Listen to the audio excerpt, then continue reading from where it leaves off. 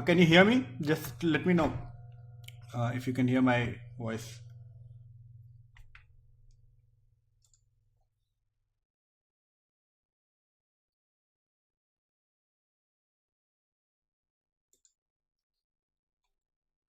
So I think we'll start in a minute or so. So nothing to worry about.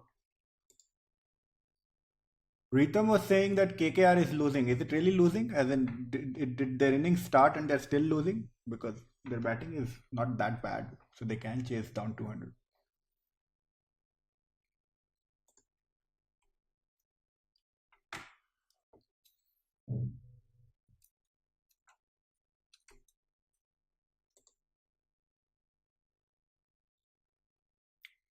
Okay, we'll get started now. So today's session, what we'll do is we'll cover some of the remaining parts of basics which we had done last time, and then we'll also look at a few questions towards the end of it. And then from tomorrow, from the next session, which is the final session, we'll do difficult questions only in that particular session. So this will be a similar format to what we did in the algebra, where the first two sessions we did course material plus some questions, and in the final one it was mostly on difficult questions. So we'll get started with that. I had said that I'll also cover integer solutions, as in equations which have integer solutions in today's class, but I have taken that out. We'll do that next time.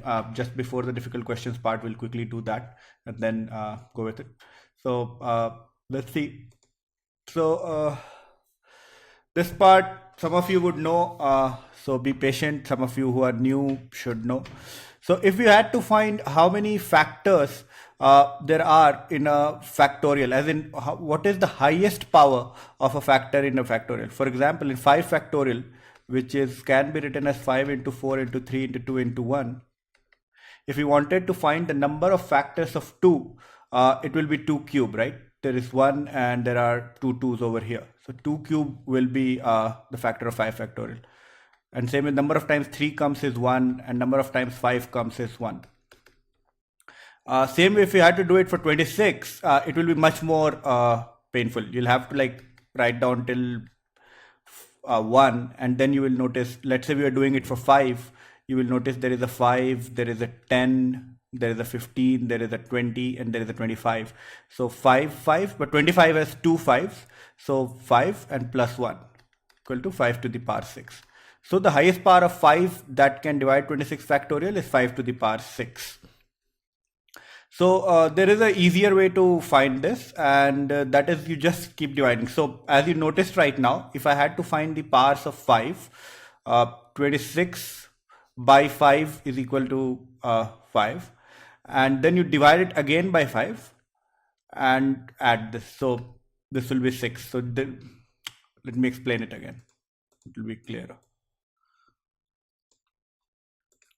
So if you wanted to find number of powers of 5 in 26 factorial, what you will do is 26 by 5, which is 5, which is for all the times 5 comes once. And then you will also divide what comes by dividing this, or you will do 26 by 5 square and take the integer part of that. So this becomes 5, this becomes 1, and so you get 6. So 5 will have 5 to the power of 6, so 26 factorial. If you had to do this for a much larger number, say 123 factorial, it would be 123 by 5 plus 123 by 5 square plus 123 by 5 cube, or equal to, this becomes 24, this becomes 4, and this will be 0. So total 28.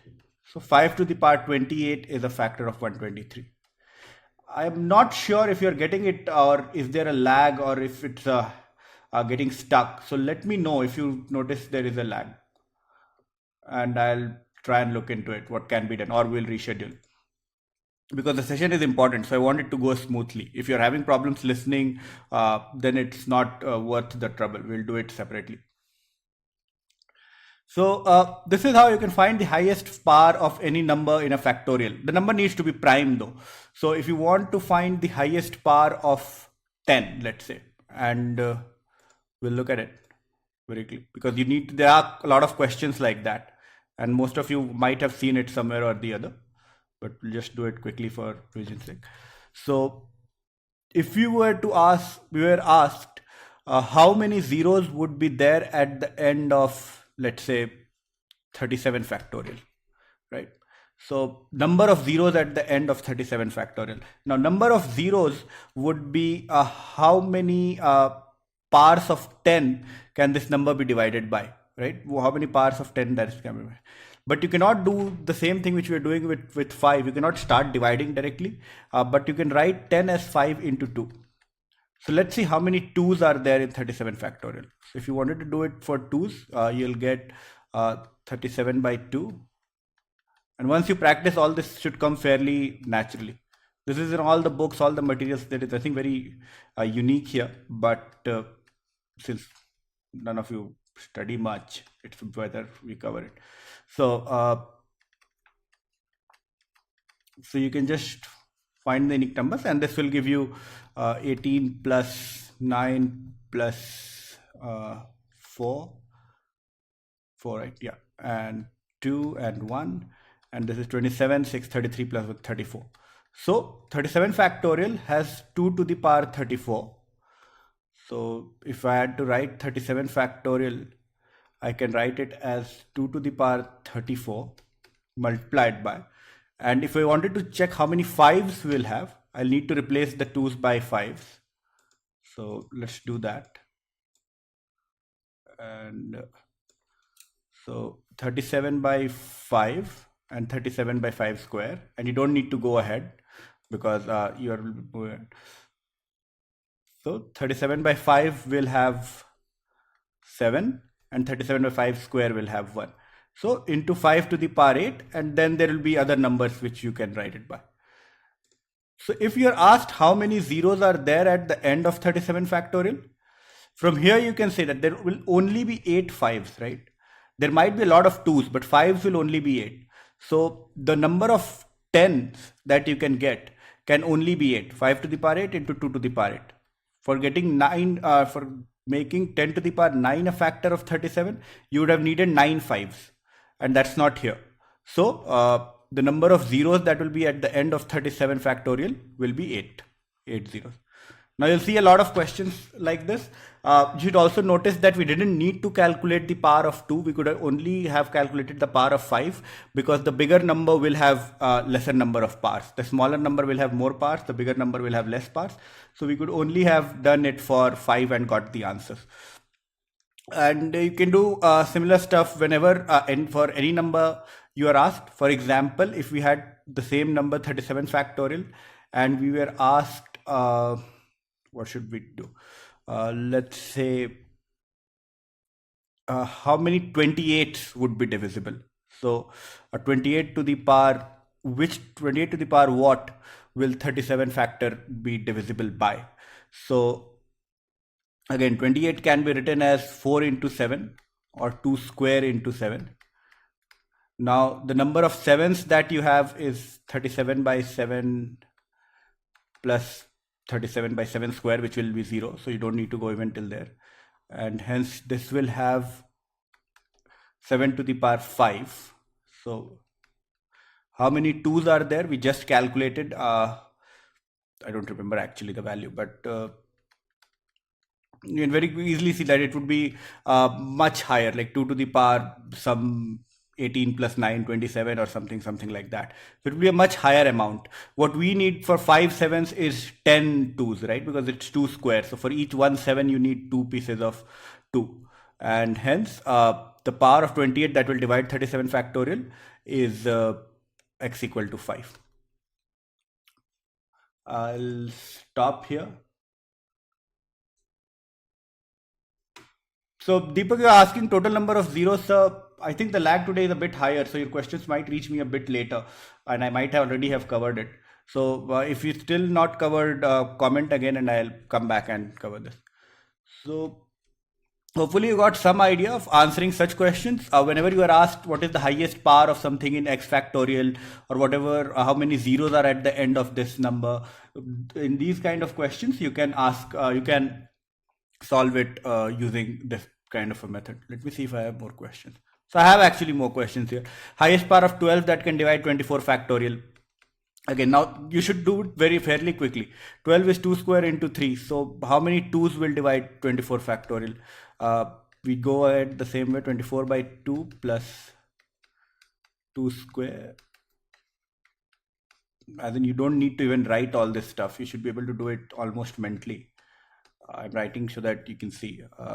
So this is 12 plus 6 plus 3 plus 1, or 18, 9, 20.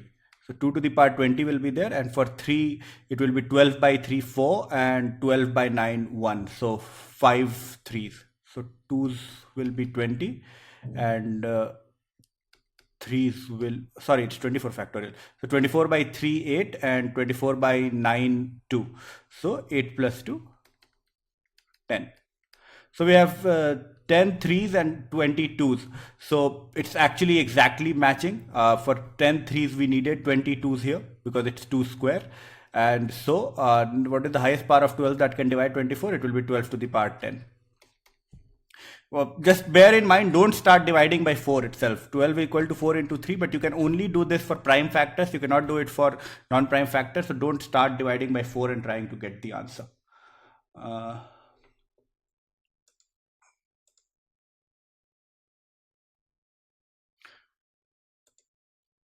Prendo is asking, so for zeros, just divide by 5. For zeros, you can just divide by 5. But as you have seen in these examples, sometimes the power of 2 might be higher for a different number. For example, if you were asked to calculate, say, how many factors of 80 will be there, right? And 80 will be written as 2 to the power 4 into 5. Now for each 5 you need 4 2's, and it might be possible for in some certain cases that the number of 2's is much lesser than 4 times the number of 5. So in that case you should calculate for both. But yeah, if for zeros it's a reasonably safe assumption that you can go directly and do it for number of 5's. Just have a quick cursory look that the number of 2's is not exceeding the number of 5's in that particular case. There is no special conditions that only use odd numbers or only use multiples of 8 or 16 in that case, which reduces the number of even in the factorial.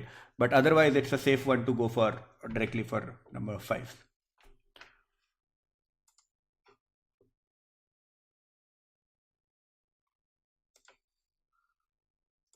Same way, highest power of 8 that can divide 30 factorial. So we'll do 2 because 8 is 2 cubes. So 30 by 2 plus 30 by 2 square plus 30 by 2 cube plus 30 by 2 to the power 4. And this becomes 15 plus 7 plus 3 and plus 1. So this is 7, 10, 11, 26. And 8 is 2 cubes. So how many 2 cubes can 30 factorial have? So 30 factorial is actually 2 to the power 26 into other stuff, and which can be written as 2 cube to the power 8 into 2 square, because 26 won't directly be divisible by 8. So the number of 8's that it can have is 8. So am I doing it correctly? Yeah. So 8, the highest power of 8 that can divide 30 factorial will be 8 to the power of 8.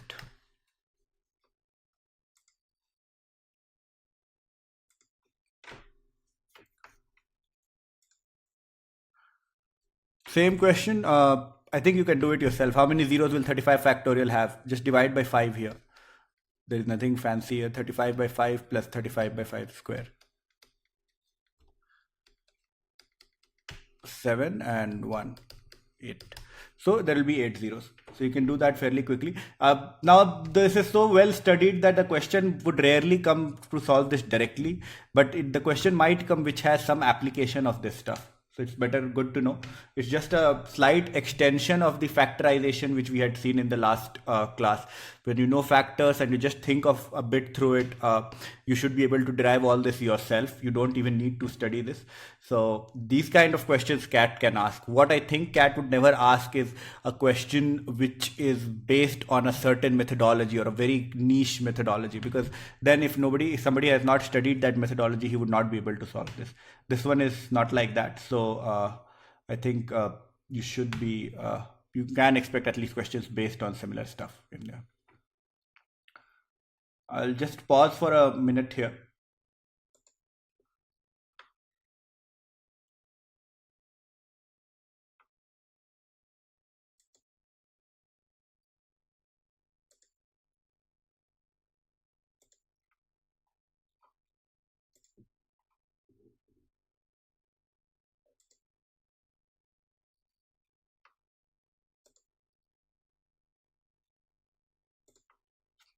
Am I still live? I think I've lost my live streaming right now.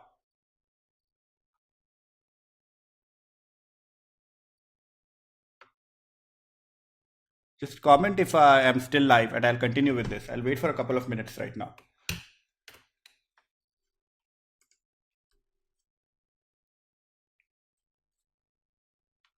So yes, Pranendu, the number we divide with should be co-prime. It should be co-prime because otherwise it should not be co-prime actually. They should just be prime. I'm sorry. They should not be co-prime. You just need to have prime numbers. But prime numbers by themselves will be co-prime. So they are co-prime, but the bigger condition is it should be prime.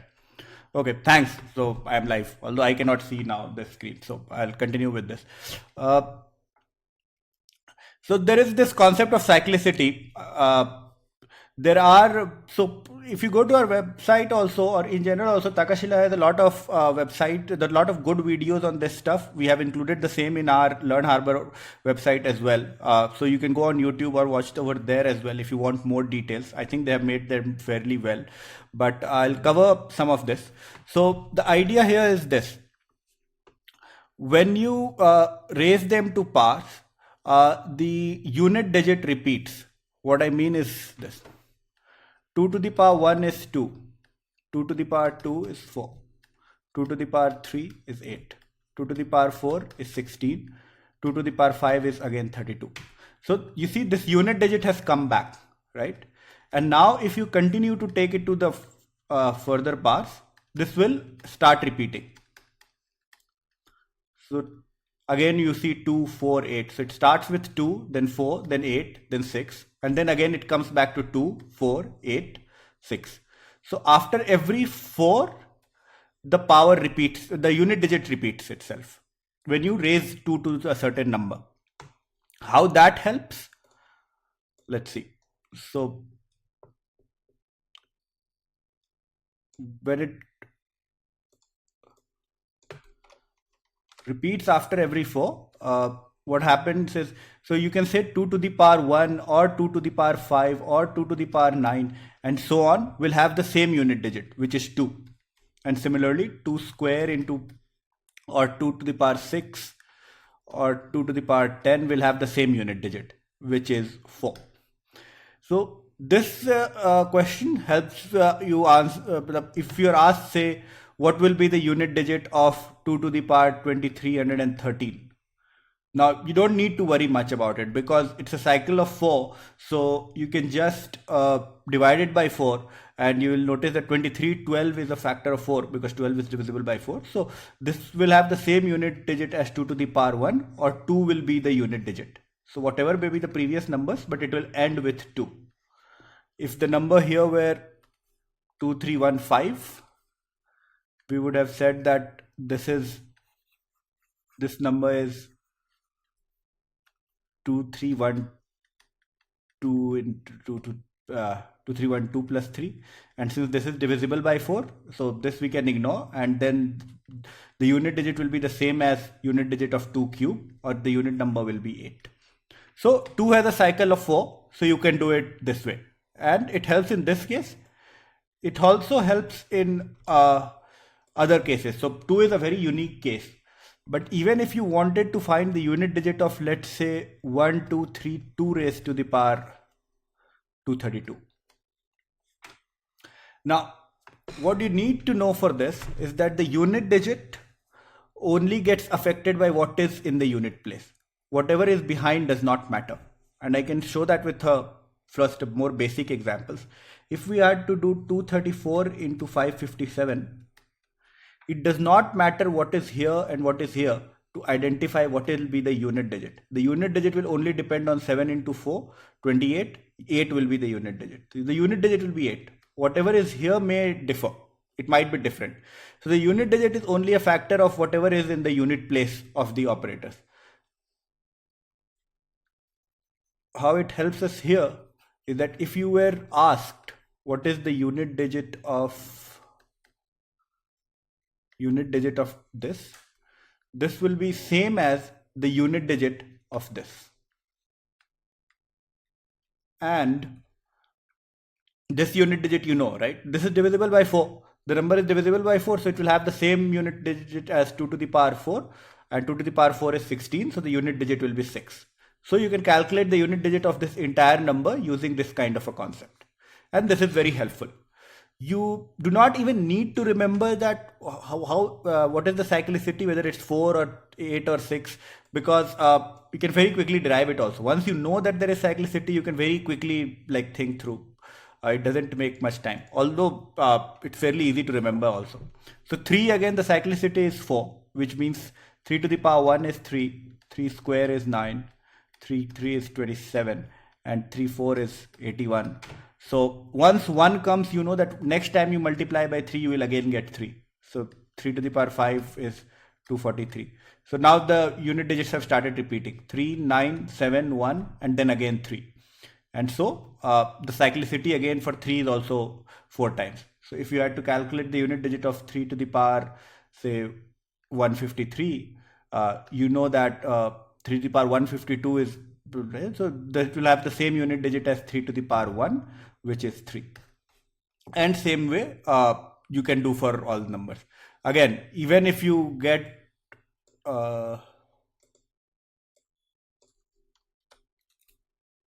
1, 2, 5, 3, 4, 1, 2, 3. Again, this only the unit digit matters if you want to calculate the unit digit. So you can ignore everything else and you can do it for 3 to the power 123. And this is 120 plus 3. So the unit digit will be the same as the unit digit of 3 to the power 3, which will be 27, 7. Because 3 to the power 3 is 27, unit digit is 7. So this is how it helps. Now you can individually see the cyclicity for all of them. 4 will have a cyclicity of 2. So it is 4 to the power 1 is 4, 16, 64. And so it repeats 4, 6, 4, 6, 4, 6. So it's just a cyclicity of 2. 5 has only 1. So it's always 5. 5 is 5. 5 square also is 5. 5 cube is also 5. And so on. 6, 7 has 4, 8 has 4, and 9 has 2. So you can summarize also and remember that 2, 3, 7, 8 have 4. 4, 9 have 2, and 5 and 6 have 1. And using this, you can find the unit digit for any number raised to any power, because only the unit digits will matter and all of them have cyclicity. So let's have a look at questions. So now this again, it looks very complicated. Find the unit place for this raised to power this, raised to the power this, but we can do it fairly simply, because the unit digit will be the same as of this number, because you can ignore the remaining. Now 2 has a cyclicity of 4, right? So this will be same as 200 plus 2, so 2 to the power 2. This will have 3 also has a cyclicity of 4, and this is divisible by 4, 344. So this will have the same unit digit as 3 to the power 4, and 1 to the power 201 is 1 anyway. And then 2 to the power 2, you know the unit digit is 4. 3 to the power 4, you know the unit digit is 81, the unit digit is 1. So 4 into 1 into 1, or the unit digit here will be 4. So that's how you can simplify it fairly quickly. Question might be asked directly. Most probably it won't be asked directly, but there might be applications where you are asked such questions. So this is again a useful concept to know. I'm covering it quickly. You don't cover it quickly. Revise it also if you this is the first time you are seeing this. There are questions in the on the portal. There are questions in each of the books or wherever you want to do it from. But go through questions, and we will also have some more questions in the advanced section or in the test, etc., which we include later. So give you more practice. So then we'll look at how to find remainders. So now what we have remaining is finding remainders. I want to do sum of series, and then I want to do some questions at the end, which are slightly more difficult. But I'll just take a quick pause here so that if you have some comments or something, please let me know. If you have followed till now, also please let me know, and then we'll continue in 2 or 3 minutes.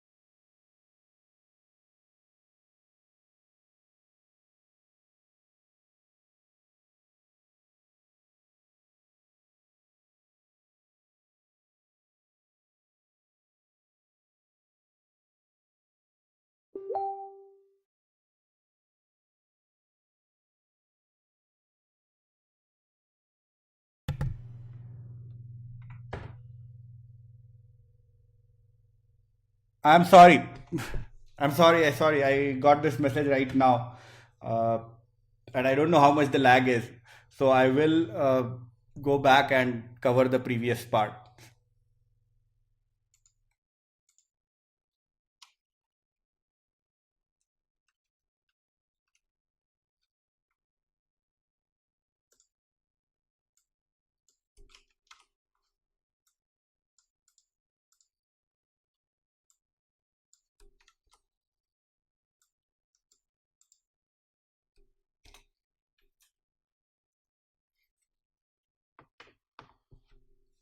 So there is a bit of a lag. So you might have seen video without any audio for some time now. So I'm again starting with the remainder part over here, and we'll continue. So what I meant here was that the sum of, so if you had to find the remainder like this, the first statement, what it means is if you had to find the remainder of 243 into 302 divided by 3, you do not need to multiply and then find the remainder. You can first find the remainders and then multiply.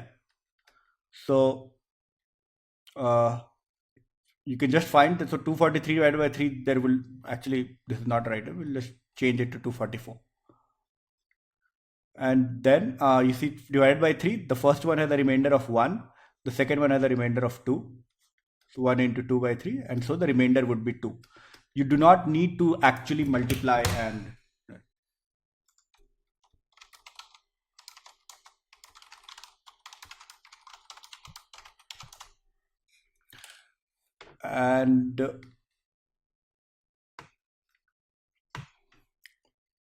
same way, if there are much more complicated questions like 517 into 203 into 355 divided by 3, you do not need to multiply. You can just check for each of them what is the remainder and then multiply them and then go ahead. For example, here the remainder will be 6, 7, 5, 13. So it is 1. And then here it is 2. And here it's again 1 by 3. So the remainder will be 2. So you don't need to multiply. I'm sorry, I think there was a problem with the mic, so some of the audio you would have missed. But I gave a big speech on why a lot of people are very obsessed with this topic of finding remainders while preparing for CAT. It's not justified by the number of questions that come in the exam. So I would request that you spend some time, you get comfortable, you know a bit about it, but do not like really spend the majority part of your entire preparation finding difficult questions and finding complicated ways to solve for this thing. Because one, the very difficult things, unless it's a difficult question might come, but I don't think any concept will come which is extremely difficult. So that wouldn't come. Historically also, it's not like a lot of questions have come from this area. Questions do come and you should study, but it's not like what I find is that the amount of time aspirants spend on this topic is way higher than the amount of time it deserves. So bear that in mind while you are going through this section and while you are preparing from books or whatever coaching institutes or material you are going through. Let's see what I meant here. And I'm extremely sorry about the interruption that happened beforehand. So what I meant here was that there is a cyclicity in finding remainders also, and what it means is this: if you divide 2 to the power 0 by 5, the remainder is 1. If you divide 2 to the power 1 by 5, the remainder is 2. If you divide 2 to the power 2 by 5, the remainder is 4. 2 to the power 3 by 5, remainder is 4. Now I do 2 to the power 4 by 5, and the remainder is back to 1. So then these would again be cyclic. If I multiply it by 2, the remainder will be 2, and then it will be 4, it will be 3 and 1. So again, there is a cycle of 4 over here. These cycles need not coincide with the previous one, but there is a cycle of 4. So 2 to the power 223 by 5, what is the remainder? We can very easily say that since there is a cycle of 4, the remainder will be the same as 2 to the power 3 by 5. And this will have a remainder of 3. So the remainder when divide 2 to the power 2 to the power 5 is 3. So this cyclicity you'll have to check. There is no way to learn for all of them. You'll have to check for that particular raised power and that number. Generally, you will reduce the number to a small one and then you will check for the cyclicity. And the way is whenever you get a 1, now you know that the cyclicity is going to repeat, because then you'll multiply it with that number and you'll get to the first power and so on and so forth. So this you will have to check. So in this case, we'll see how we can do it. And this will also expose us to a bit to remainder theorem, and which we'll cover next. So we have to find the remainder for 22 to the power 10 by 5, right? What you can do is you can write it as 20 plus 2 to the power 10. You won't write it, but we are just doing this to understand the concept, and then you will know how to do it very quickly. Using remainder theorem, this term can be expanded using binomial expansion, actually, not remainder theorem. This is the derivation of remainder theorem. You do not need to know binomial expansion, but just be patient a bit and be brave enough to see this. So when you will expand this, the expansion will be some number. I won't even write 10C0, let it be. It will be some number 20 to the power 10 into 2 to the power 0 plus 20 to the power 9 into 2 to the power 1 and so on, till the last number will be 2 to the power 10 divided by 5. And we know that 20 is divisible by 5, right? 20 is divisible by 5. So all these numbers which will have powers of 20 will be divisible by 5. So all these will have no remainder. The only number which will leave a remainder is 2 to the power 10, because that doesn't have a 5 component. So what you can do is, and I just showed you the derivation. If you understood it, remember it. If you didn't understand it, don't worry about it, because you can do it without even knowing the derivation. So 20 plus 2 to the power 10 divided by 5 will have the same remainder as 2 to the power 10 divided by 5. And the reason why you can do it is because the part which you have removed was the part which is divisible by 5. And so in the expansion, all its components would have been divisible by 5. So that part you can remove. So you have to do 22 to the power 10 by 5. You just removed the part which was divisible by 5, so 20. And what remaining is 2 to the power 10 by 5. Here we just saw that powers of 2 have a cyclicity of 4. So I don't want to go through it again. So 2 to the power 10 by 5 will have the same remainder as what would have happened for 2 to the power 2 by 5 or 4. So the remainder will be 4. Same way, let's look at another question. And don't panic, you just will do a few more questions and things will become easier. So if you are facing it for the first time, it is possible that you think it's very difficult or complicated. It's not, it's fairly simple. Just a bit of practice will help. We need to find the remainder 5 to the power 123 by 7. We'll again check for cyclicity. 5 to the power 0 divided by 7, the remainder is 1. 5 1 by 7, remainder is 5. 5 2 by 7, remainder is 4. 5 3 by 7, and the remainder here will be how much?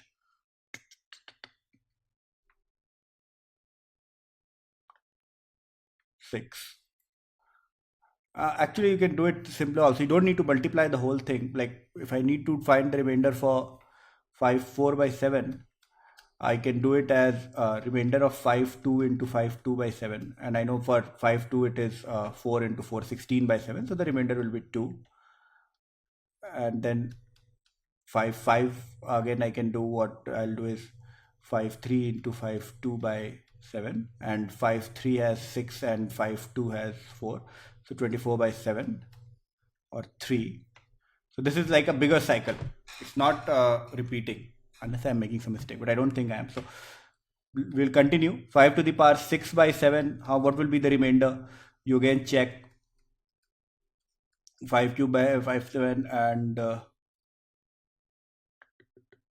5 cube into 5 cube by 7, and this will be 6 into 6 36 by 7, and now we get a 1. So it's a bigger cycle.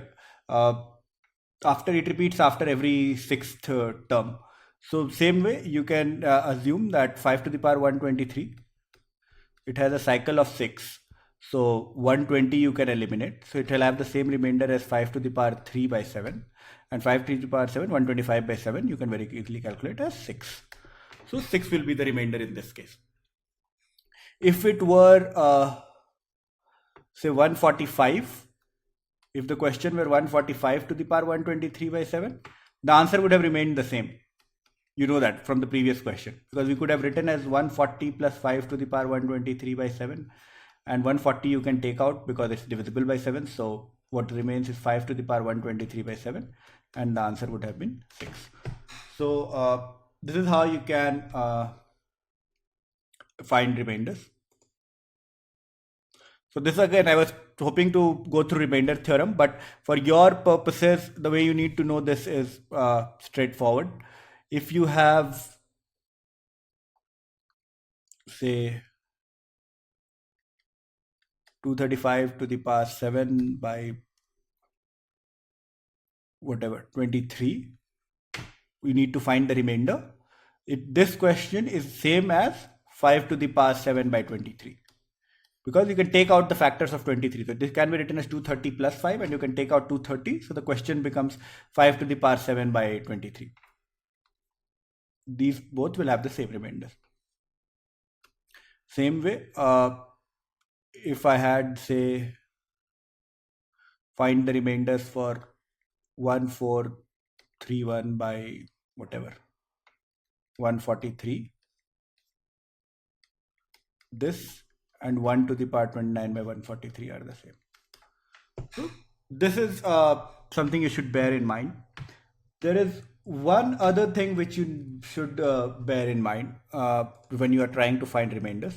That is that if you cancel in the numerator and denominator, that is allowed, but then you'll have to multiply it back. What I mean here is this.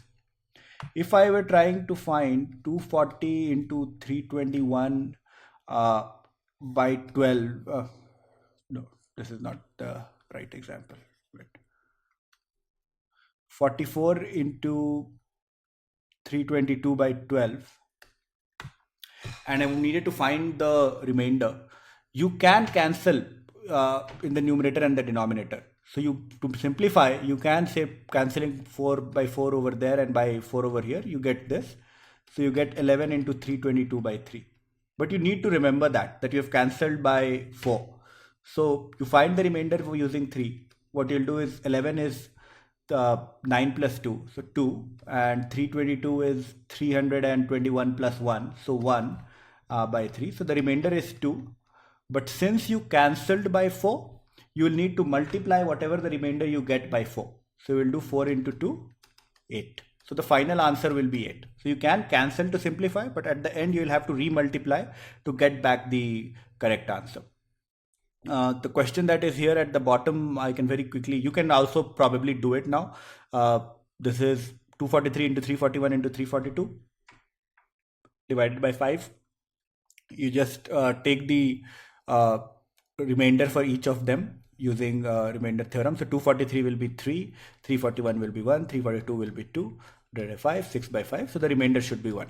So the remainder in this case will be 1. So that is how you're supposed to be solving these questions. I think next one is empty, right? Yeah. So I was hoping I'll do a few questions here, but I've already done a few, so I won't spend a lot more time doing this. We have a few more ahead as well. So I can again take a pause here. I'll just cover this one. So there is some standard result also which is represented in this form. A lot of students learn these results. You should not learn these results, as in you should learn these results, but first you should understand also that why the results are as what they are. So we'll just very quickly look at it. Again, na samajh aaya chhod dena, don't worry about it. But a plus 1 to the power n, the expansion will be of the form some number a to the power n plus some number a to the power n minus 1 into 1, and so on till a to the power n into 1 to the power n, or just 1 plus 1, right? And this number is being divided by a. So all these numbers will be divisible by a. Only the number which will not be divisible by a is 1. So the remainder here will be 1, right? So Some books suggest that you should just learn this result, that a plus 1 to the power n by a, the remainder will be 1. For example, if you get 6 to the power 513 by 5, the remainder is 1, because this is a plus 1 to the power n. Or 13 to the power 212 by 12, the remainder is 1, because again it is a plus 1 to the power n. One, I don't think it's very useful also. Personally, I am not a big fan. Once you have done the remainder theorem properly, doing this, we are already doing this. We didn't know the result, but we were doing this in the previous question, right? We had 341 by 5 into, say, to the power 200, and we were saying you can take out 340 because it's divisible by 5, so you just are remaining with 1 to the power 200 by 5, and 1 is 1, so this number will be, remainder will be 1. So I don't think doing this requires you to learn this result and then apply, as in requires you to learn this result and then apply the formula. So my preference would be that you even ignore this and just go with how you were doing it anyway. We'll look at the second one also, and then we'll look at the application of the second one, and then I don't think you need to learn the second one also. If you are a fan of learning, you can, but I think you should be able to do all those questions just by applying one methodology, which would keep it more neater and clearer in your head also, and you won't be confused or more scared by looking at more and more questions. I'll just cover this one. A to the power n by a plus 1. Again, the derivation here is, you write it as a minus 1 to the power n by a plus 1. Sorry, not a minus. The derivation is, you write it as a plus 1 to the power n minus 1 to the power n by a minus 1. And then you again expand it. So the expansion will be a plus 1 to the power n minus a plus 1 to the power n minus 1 into minus 1 plus a plus 1 to the power n minus 2 into minus 1 square. At the end, you will get one term which will have minus 1 to the power n divided by a minus 1. Sorry, I made a mistake. Sorry, divided by a plus 1. Yeah. So all these terms get cancelled by a plus 1. The only term which remains is minus 1 to the power n by a plus 1. Now, if n is even, then you get 1 divided by a plus 1, so the remainder is 1. If n is odd, then you get a minus 1 as the remainder, which means the remainder is a, basically, because a plus 1 is having a remainder of minus 1, so it is a. Applications will become clearer. What this question is, this formula is suggesting is, if you have something like 5 to the power 25 divided by 6, you should be able to say that the remainder is 5. And if you have 5 to the power 26 by 6, you should be able to say that the remainder is 1.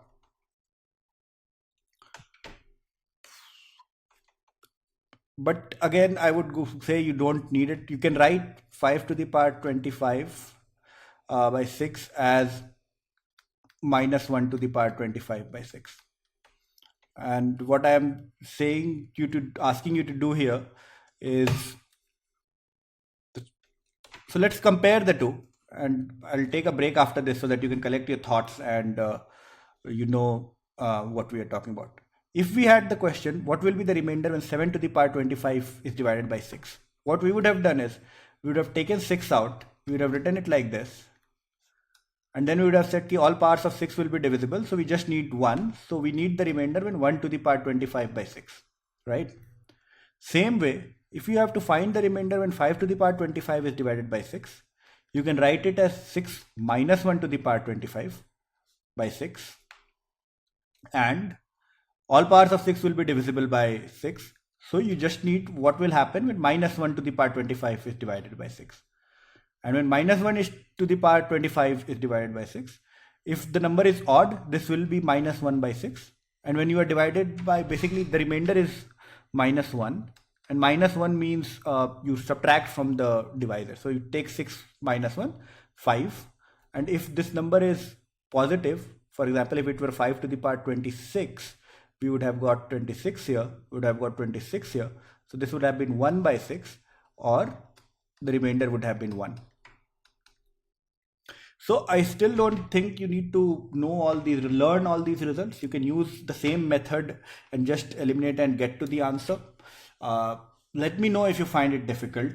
I haven't seen a comment for some time. So either you haven't commented or I am not seeing the comments. Either way, let me know if you have any doubts and we can take it up again. What I'll do is I'll take a very quick break here for 2-3 minutes so that you can collect your thoughts and if you have any doubts or questions, and then we'll continue further.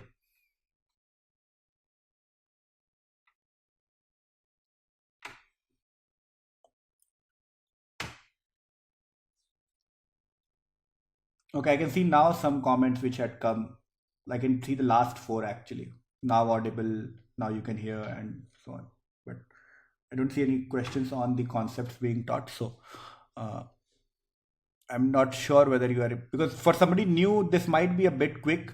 Again, I would repeat, the expectation always is that you won't understand everything in the class. You would go home and revise, not go home, you are at home, but you will revise the video again and make all things your own. Right now, I'm just explaining and exposing you to these concepts, but you need to have a very strong grip for you to perform in the exam. And that won't come by listening, but that would come if you like do things yourself, write down whatever I have written, and then your brain will start processing all that information in a much better manner. Okay, Ritam is asking about the negative remainder. I'll just repeat that part. And in fact, it was on the first page also. I didn't cover it. I think I covered it when it was inaudible and I didn't cover it. First thing I want to say is whenever we talk of a negative remainder, you should understand what it means. So if I say that when you divide it by 25 by any formula or anything, you get a negative remainder of -3. So you are dividing by 25, you are getting a negative remainder of -3. It actually means you are getting a remainder of 22. Right? Because a negative remainder is not possible. So what you are saying is you subtract this number from there, 25 minus 3. So when you if you divide by 13 and you get a negative remainder of 5, what you are actually getting is a remainder as 8. Now what we are doing is we are looking at this question, which is say 5 to the power 25 divided by 6. And we need to find the remainder for this. What I said is you can write it as 6 minus 1 to the power 25 by 6. And then all the numbers will be divisible by 6, all the expanded numbers, except for minus 1 to the power 25 by 6. This is very similar to what we were doing for 7 to the power 25 by 6. Now minus 1 to the power 25 will be minus 1. So this is minus 1 by 6. And hence the remainder is 5. On the other hand, if it had been 5 to the power 26, and you needed to find the remainder 6, you will have done the same thing, 6 minus 1 to the power 26 by 6. But here, since it would have come to minus 1 to the even power, we would have got 1 by 6, or the remainder would have been 6. 5. 1. So this is how you can differentiate between odd power and even power if you get a negative remainder. Hopefully it's clearer now. If it's not, we can again take it up later, Ritam.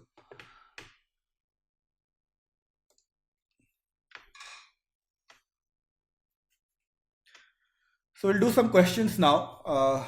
And then I have one more topic to cover. We have questions from now onwards, but I have one more topic on sum of series. I have seen a few questions, so I think I should cover that as well. So let S be the sum of factorials of the first 8 whole numbers. Find the remainder when 5 to the power S is divided by 13. So we have here S is 1 factorial plus 2 factorial plus. So in many number system questions, it does get a bit complicated when you see it for the first time. As in, the question will be written in a way to make it sound complicated, but when you go through it, try a few things, they generally are fairly easy to answer. So this is it is a bit of a test of courage more than anything else, because unlike algebra, etc., where you know just by reading at the question how you can solve it, here it's many times you don't know how you will solve, but once you explore a few things, it becomes easier. So थोड़ा सा हिम्मत की जरूरत होती है, and that courage one comes if you have practiced things very well. If you have well practiced, well versed, you know every part of it, then you are much more confident in the exam. And that's why I keep emphasizing that you need to put in hard work, etc. Hard work is a lot more about getting the confidence that you can do it in the exam than actually it is about knowing the stuff. But specifically, if you have worked hard throughout the year, when the D-Day comes, you will be a lot more confident sitting in that exam. Ki, I have covered everything, I know each and every formula, I have done so many questions, there is no way that I will not be able to solve and somebody else will be able to solve. तो उस समय panic कम होता है, मतलब even if you get a question और get a difficult paper and you are not able to solve, you will feel the confidence that ठीक है, nobody else will be solving, because if I am not able to solve after so much of hard work, then probably the paper is difficult, so I don't need to worry very much. I just need to get a few questions right, and it should be easier to get a good percentile today. So it should actually make you happier if you get a much more difficult paper. So let's look at this one. Find the remainder when 5 to the power s is divided by 13. So we have raised 5 to the power s and we have dividing by 13, and we need to know अच्छा whole numbers, हाँ ठीक है, we'll change that, we'll do it till 0 factorial, and yeah, my bad. So again, when you divide by 5, I think we noticed for the same ones, or at least here also there will be a cyclicity, and you'll have to check for it, you won't know. 5 to the power 0 by 13 is 1, 5 by 13 is 5, 5 square by 13 is 12, 5 cube by 13 is 5 square into 5, or 12 into 5, 60 by 13, or 8, and 5 4 by 13 is 12 into 12, 144 by 13, which is 1. So we have come back. So there is a cyclicity of 4 over here, and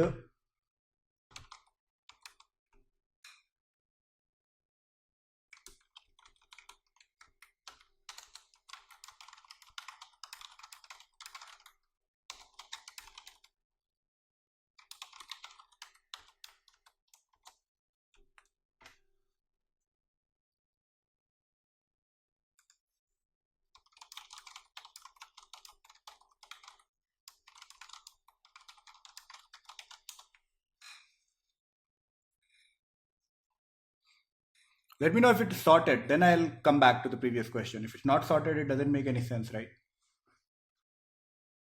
Today, I was aware that the connection has been acting a bit funny, but it still has held up. I hope it holds up for the next half an hour. We need to cover some interesting material.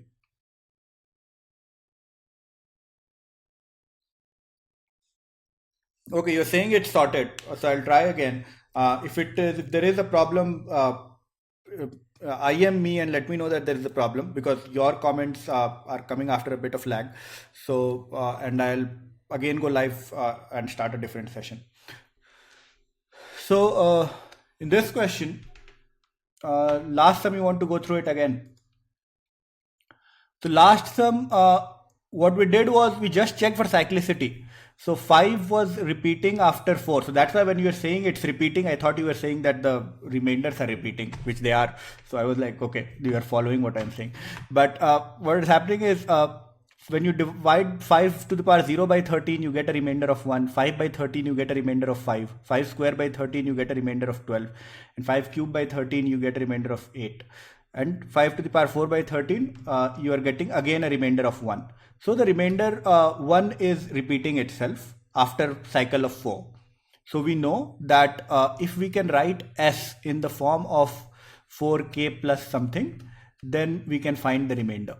And when we looked at s, s was 0 factorial plus 1 factorial plus 2 factorial plus 3 factorial 4. So anything after 4 factorial is divisible by 4, right? Because all of them have 4 in there, 2 powers of 2 in there. So these are all divisible by 4.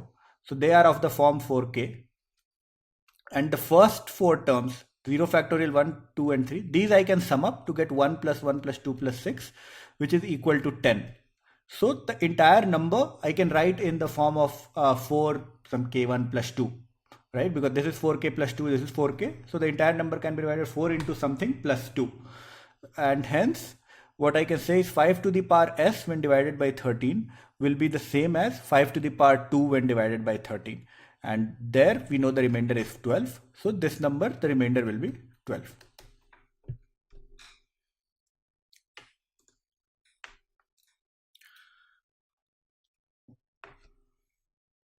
This question, we have a big number, s is equal to something into something into something, blah, blah, blah. And we need to find the last 3 digits, sum of last 3 digits actually. So the way can be to find the last 3 digits. The last 3 digits would be the remainder when you divide by 1000. So what would be the remainder when we divide by 1000? And what we notice here is that it also has 875 in between, right? And 875 can help us make the lower number very small. If we cancel by 125, this becomes 7 and this becomes 8. And suddenly now I am dealing with a much more easier problem. What would be the remainder when 871 into 870 into 7 into 878 into 881 into 883 is divided by 8? And this one is much more easier. I can find the remainders. So when you, for 871, the remainder will be 7. 873, the remainder will be 1. 7 will have 7. 878, the remainder will be 6. You can even simplify further. You can cancel again 4 and 3. But I think right now we are to a small enough number that we can do it fairly quickly. So I don't need to go that far. And again, remainder by 8. And then 7 into 7, 49. 49, remainder 1. So I can keep going smaller. 6 into 3, 18. Remainder 2. So 1 into 2 by 8. So the remainder here will be 2. So I got the remainder 2, but I should remember that I cancelled by 125. So I need to multiply the last number by 125. So the final remainder I'll get is 125 into 2, which is equal to 250. So my remainder here is 250. So the last 3 digits will be 250. The answer will be 5 plus 2 plus 0 equal to 7, because the question had asked for the sum of last 3 digits. Okay. I have mentioned it again, but if some people are new, I deliberately go through these sessions fast because you should be at a level where you can understand these sessions and even take these sessions, because then you are good enough to like really perform well in the exam. So if I go slow, it doesn't help you get in line with what is the level you are needed to be in. So I deliberately go through questions fairly quickly. It's anyway recorded, so you can afterwards also you can go through them and understand if you didn't understand some part, or spend some more time on it. Find the 10th digit of 2 to the power 999. Do you want to practice? I think we'll do this in the next class because I have a lot to cover. I'll do this in the next class if you find some problems. But again, same thing. Try dividing it by 100, and I think you should be able to simplify it using 2 to the power some power or something like that. I think you can write it like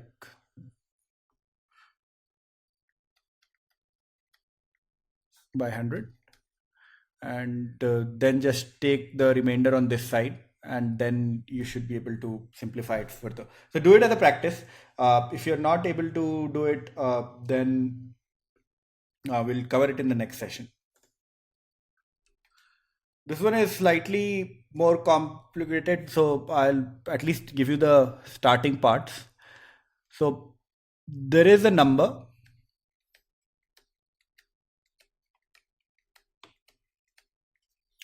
up to 528 digits it goes, and we need to find what it is by dividing it by 27. As in, if we divide it by 27, what would the remainder be? Now this is where practice comes in handy. Some of you, I think we covered it in the last session also. Even otherwise, you will notice that many times if a number is of the form ABC, ABC, ABC, it can be written as, the number can be written as ABC into 1001, right? This you can write, or if the number is even and then 1001 also can be factorized further. So if you have done such questions, then if you see something like this, it should leap out to you that maybe something of a similar nature can be applied here.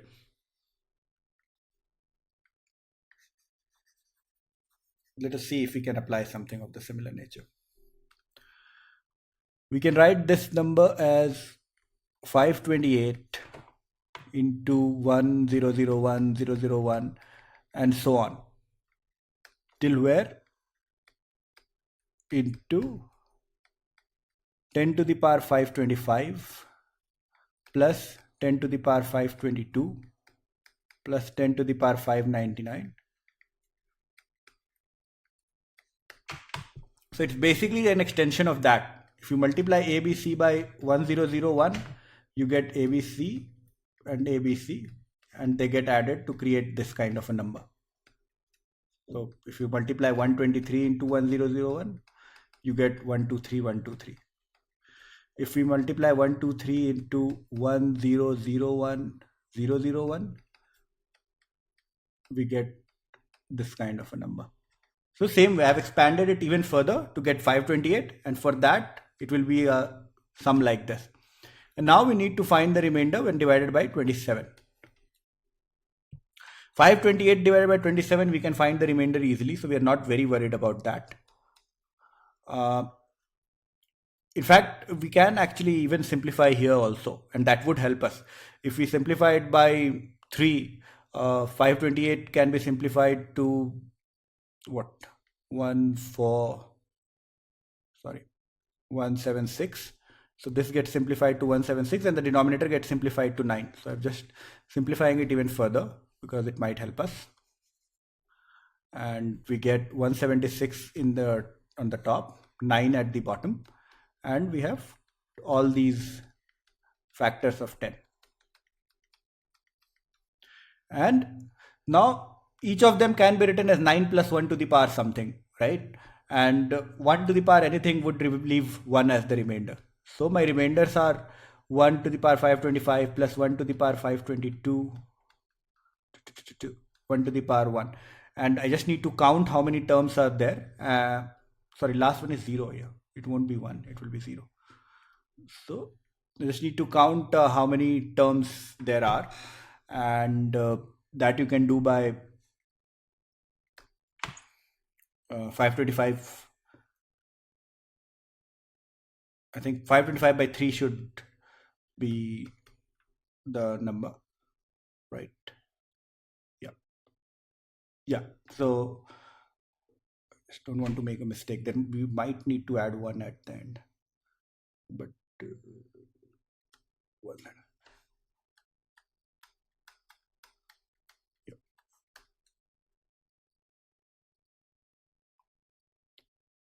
Plus 1. Yeah, I need to do that. So 176 by 9. Sorry. So this number is 176, and the outside also it's 176, and we are dividing it by 9, and you can very quickly check what is the remainder. So this is 5, this is 5, both sides you have 5 divided by 9, 25 by 9, 18, 7. So you get the remainder as 7. You had cancelled once by 3, so you multiply it by 3 and you get the remainder as 21, final remainder as 21. Is it clearer now? So the one thing which you needed to observe was that you can write 528 into this form. So you do that. The other thing which you needed to observe was that you can cancel and make the denominator simpler. You could have done with 27 also, but it would have been more cumbersome. So when we cancelled, it helped us. We got 9. And then once we got it to 9, it was very easy for us to simplify all of them to ones and then add them. And then we were able to simplify it further and get 21 as the remainder. So this is the kind of question which can come. There is a reasonable amount of work needed. So it's not very straightforward, but it's not very complicated either. Somebody who has practiced should be able to do this. So if you have understood, also please let me know so that I know you were able to follow. If you didn't understand, this is the time to ask. I'm happy to go through this one again because we took some time solving the question. So my delivery of the explanation might have been hampered a bit. And we'll go into sum of series. So we have already spent 1 hour 15 minutes. We still have a sum of series to do, and then we have a few questions to do. So is there some appetite? At least if 3-4 people are also interested, I'm happy to go ahead and do that. Otherwise, we can pick it up next Sunday as well. There is no rush. I don't want you to be like tired and going through this. It's better that you have the entire energy when we go through stuff, even if we do less in a day.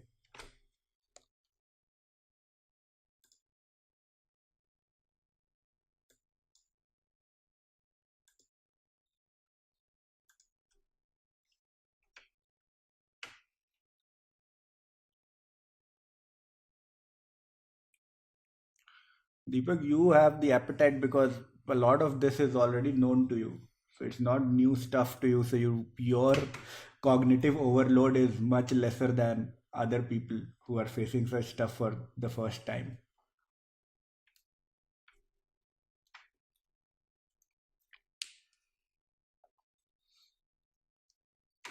Yeah, what I'll do is I'll continue for at least some of series. I'll continue and let's see if somebody raises his voice against also.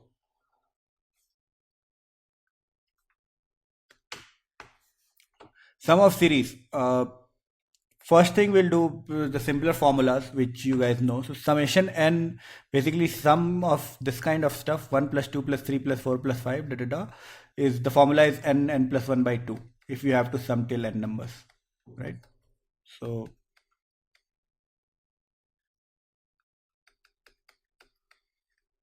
summation of n square, the formula is n plus 1 2n plus 1 by 6. So if you have to do 1 square plus 2 square plus 3 square till n square, the formula is n plus 1 2n plus 1 by 6. And same way for n cube, the formula is n plus 1 by 2 square. If some of you have extra time on hand, try and derive these. It's very interesting. They seem simple, they're not as very simple to derive. But you don't need to know the derivation. So these are the three formulas which you should know like really by heart. You should not be doubtful about कि 2n plus 1 by 6 था या 3 था, square था कि नहीं था, क्या था. You should know it right like the back of your hand. Let's see a few first easy questions. Actually, this should have actually something. Let's put this. So if you get a sum of series like this, one way is to first you should try and write the nth term. So the nth term here, for example, the second term has 2, third term has 3, so it is n into n plus 1 square. And then you can expand it, n square plus 2n plus 1. And this becomes n cube plus 2n square plus n. Okay.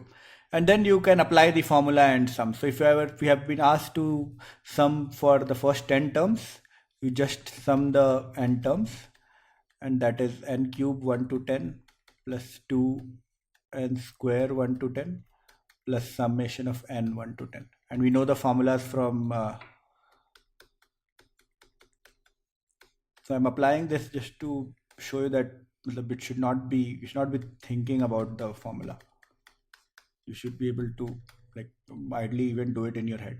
This is 55. That will be 55 square. And this one will be 77,770 plus 55. And 55 square also, 5 square, there is a way to do it. You just square and add. So this is 3025 plus 770 plus 55. And then you can add and do the question. So this is one way to sum up a series. Write the nth term in terms of n, and then see if you can write it in n square, n cube, and then sum them up. Sometimes if you get such things. The other kind might be of this sort, which is not as straightforward. So if I try to write the general term for this, this seems like 1 into 2, 2 into 3, 3 into 4, and so on, right? So Tn will be equal to, now such series, not all such series can be summed. So don't start creating your own and trying to sum. Like once I taught this, then somebody came up with their own series and said ki isko karke dekho. Now all of them cannot be done. The question has to be framed in a certain way. So we'll see. So here the second term, the nth term is n into n plus 1. 1 by n into n plus 1.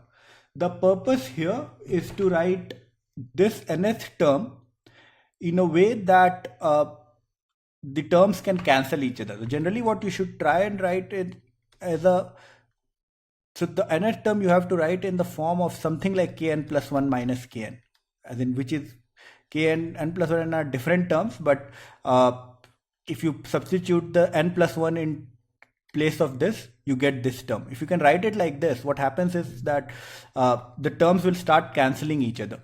The term, when the next term when broken down, will cancel this one and so on. We'll just see an example right now.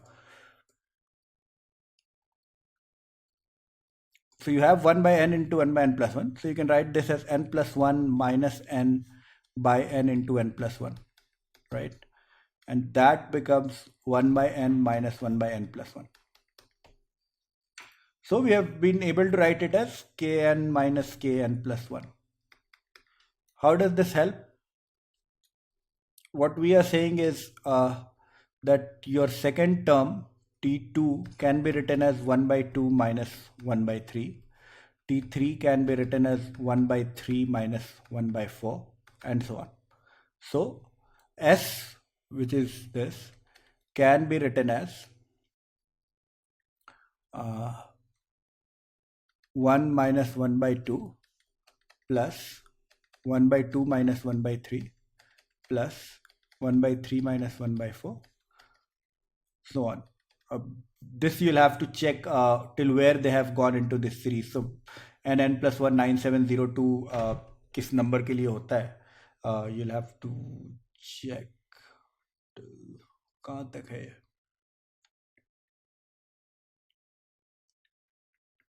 30 into 30 is also, ये मतलब 31 into 30 will be much lesser, right? Sorry, मैं तो बहुत ही पीछे. This is way beyond. This is more close to, आखिरी में 2 है, so it should be 95 into 96 won't be there. 96 into 97 probably होगा. Just check. I think it should be 96 into 97. और 98 into 99 भी हो सकता है. दोनों में से कोई एक होगा. So just multiply and check whichever this is. But the idea is you can go till here. Let's assume this was 98 into 99. Then we could have written this as 1 by 98 minus 1 by 99. And these terms will start cancelling. So on. And what you are left with is equal to 1 minus 1 by 99 or 98 by 99. Okay. So this is the general pattern in which you can do. There are lots of questions like that where you just need to identify a way to break down that term. And sometimes it's easy to break down that term. Sometimes it's a bit more complicated, but you should try that approach. For example, we have another question here. Now here a general term can be written as 3 by 4 into 16.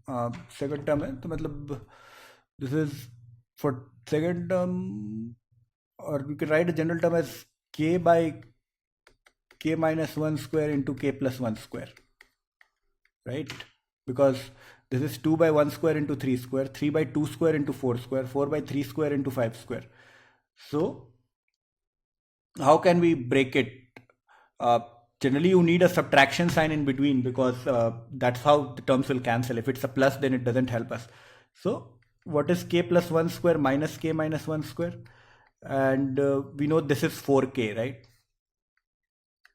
K minus 1 square into k plus 1 square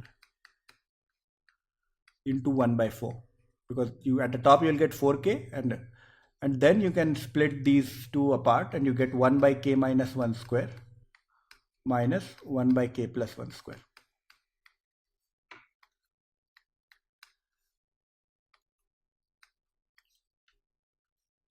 Into 1 by 4. So again, we have a format where these terms will start cancelling each other, because later on when we place k plus 3 here, this will be k plus 1, and same way these terms will start cancelling each other. So how can we write these? What we are saying is 2 by 1 into 9 can be written as 1 by 4 we can take common, because 1 by 4 basically you assume that you took 1 by 4 and multiplied each of them by 4 into 3. You got this. And then what you are doing is 1 by 2 minus 1, 1 by 1 square minus 1 by 2 plus 1 square, 1 by 9.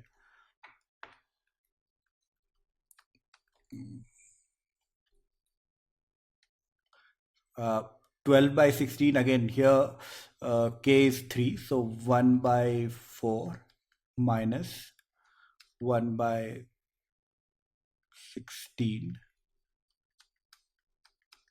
1 by 25, sorry, 1 by 9 minus 1 by 25, and so on, plus 1 by 81 minus 1 by 121. And then you can see that the terms will start cancelling. 1 by 9, 1 by 9, 1 by 16 would have got cancelled by 1 by 16. The first two terms don't get cancelled. So that's the difference here. Here it's not the first term only. The first two terms are not getting cancelled. So 1 plus 1 by 4 will remain on this side. And on the other side, the last two terms, minus 1 by 121 and minus 1 by 100 would remain. And then you can simplify this to get the answer. So this one is slightly more difficult than the previous one because we have it was a bit more trickier. First you have to identify that this is a difference of these two, and then you have to take 1 by 4 and multiply by 4 to create the right number at the top. But once you have done it, it should not be very difficult. So write this down if you are not very sure, practice it once or twice, and then it starts becoming simpler. Next time you see a question, you should be able to break down the number much more easily. This is another one. Here you have surds bottom, so just let's see how we'll do this. Nth term is, let's say, 1 by root k minus 1 plus 1 by root k minus k plus 1. So the first thing you should try is just rationalize it. So we'll multiply in numerator and denominator by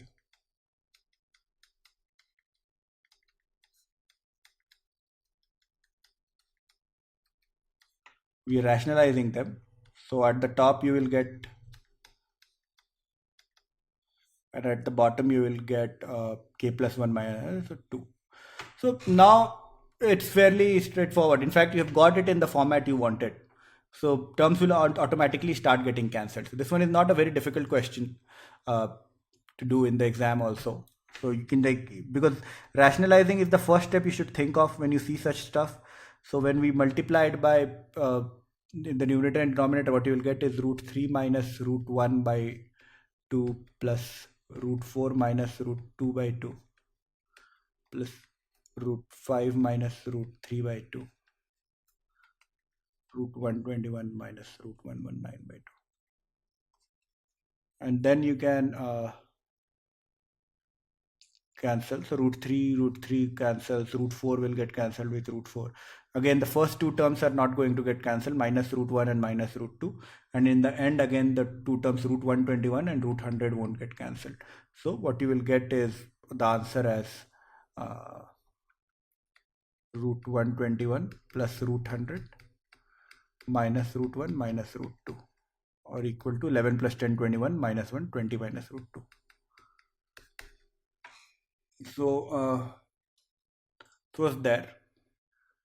Now I have various questions. So I do not know how much longer do we need to go. I think I'll stop here. So we have covered the basics of the most of the parts in number system. You can go to the portal and do all the questions that are there. Now there should not be a problem. I am aware that the solutions are not there for a lot of them. I'm trying to get them in by tomorrow evening or today morning also in some cases. But now you should be able to do it. We have covered most of the important basics. The remainder part, try and revise this from here again. Do it twice or thrice, because I'm scared that there is a lot of stuff outside which will distract you from what you need to know and reduce your confidence also. So just make sure that you do the proper things properly, and then remaining, if you do, it's good. If you don't do also, it's fine. It doesn't matter. Next session we'll cover these questions that were left, and then we'll put in a lot of some more difficult questions as well, because we don't have to cover a lot of content in the next session. The only 10-15 minutes we'll spend on integer solutions, and then we'll do only questions in the next one, which will be the final session on number system. Ideally, you should go ahead and complete all the required questions on number system on the portal, and be ensure that like in the next 10-15 days you have made this topic also on your own. And if you have been following us since the beginning, you should have done algebra before and number system now. So now you should start having a lot more confidence in your competence in the quant side at least. And then we'll cover one or two more topics, and almost all your syllabus will be close to covered. So we'll stop here. Thanks a lot for tuning in. Today we had some technical glitches, so sorry for that. I think this time it was Facebook's fault more than mine, but again, still sorry for that.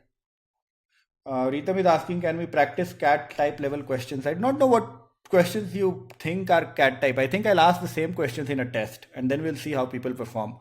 Because a lot of people say, can we get cat type level questions? A lot of questions which I do are actually from previous cat papers. So it's a bit surprising what you are expecting. The reality might be that similar questions come in the exam, but students panic and are not able to solve them. And they find those same questions much more easier when done outside, and especially when somebody else is working through them. So uh, we will do a few difficult questions next time. I'm not sure whether it will be cat level, more than cat level, less than cat level, but we'll do a few difficult questions. If you want some questions to be covered, feel free to message them. I'll be happy to include them. It will help me some effort also. Pendo, I do not know which one was in CAT. Today I haven't picked up exactly from the CAT papers, but earlier I have. Still, I get the same feedback, and we've used some CAT type questions. So today, they were from different sources, but they might have been. I'm not sure.